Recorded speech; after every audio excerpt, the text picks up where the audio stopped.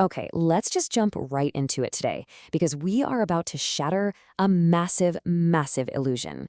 You probably think you know how tourism works, right? You see massive resorts getting built and you assume, hey, that's an absolute economic jackpot for the whole country.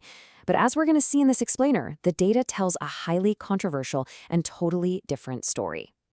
Think about this for a second. Does building a tourist paradise actually make a whole country richer? I mean, we see the beautiful resorts, we see the tourists dropping cash left and right, but does turning a stretch of coastline into a playground actually elevate the entire nation? Well, the answer is going to shock you. Here is the ultimate face slap. Governments everywhere sell us this exact expectation. Golden beaches equal a national economic miracle. The reality? You're completely wrong. That wealth doesn't just magically spread out. The whole idea of a national miracle is, frankly, an illusion. Section 1, Nature's Ultimate Lie Detector. So, to actually prove this, researchers needed cold, hard causation. They had to isolate pure tourism demand from just, normal, everyday economic growth. So they did some brilliant geographic detective work in Mexico. Step 1, they mapped offshore islands. Step 2, they literally used satellites to scan for the purest white sand beaches. And step 3, they pinpointed ancient pre-Hispanic ruins. Why? Because these things are pure tourism magnets. They pull tourists in, but they have absolutely zero to do with why a normal factory or tech business would choose to open in that specific town. It's a genius way to filter out all the economic noise. In doing this, reveals the exact costs behind the scenes. These researchers analyzed over 9,000 kilometers of Mexican coastline. This is rigorous, data-driven reality, not just some academic guesswork. They calculated the exact economic ripple effect of those specific white sand beaches on the rest of the country. And this methodology, it's a total game changer. Past studies just kind of guessed at the links, but this one actually proved them. Section 2, the local economic boom. 2.5%. That's the first big takeaway. And the data proves it. For every 10% boost in local tourism revenue, local employment absolutely explodes by 2.5%. People flock to the coast, and jobs just seem to appear almost overnight.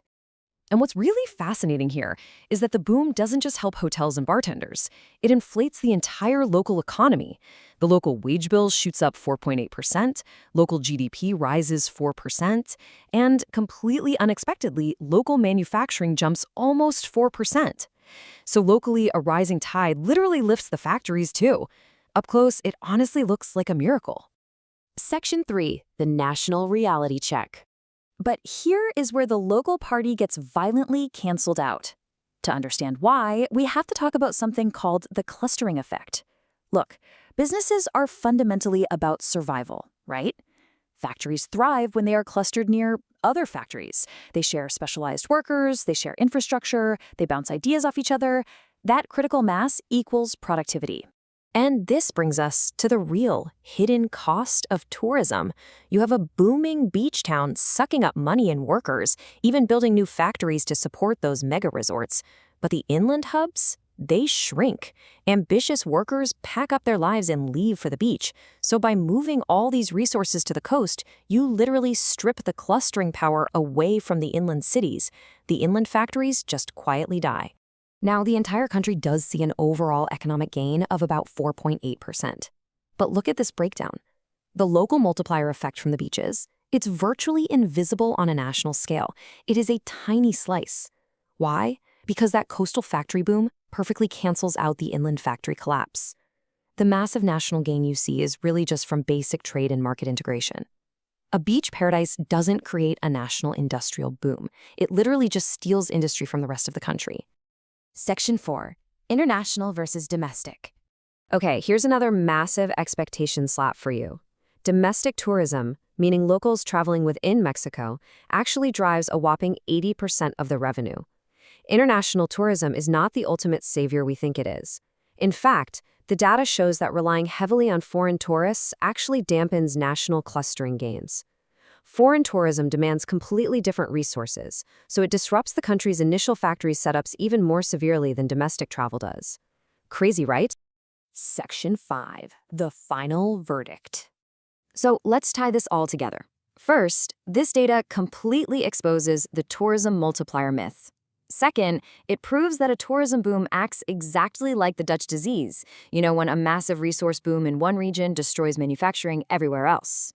But to be fair, we do have to point out the main flaw in this economic model. It assumes perfect labor mobility.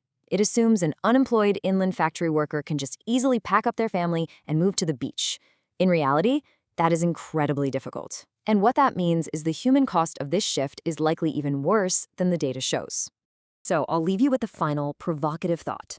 Next time you're lying on pristine white sand, buying an overpriced coconut, and marveling at the booming local economy, ask yourself, what inland factory just paid the price for this paradise? Thanks for joining me for this explainer today. Keep questioning the obvious, and I'll see you in the next one.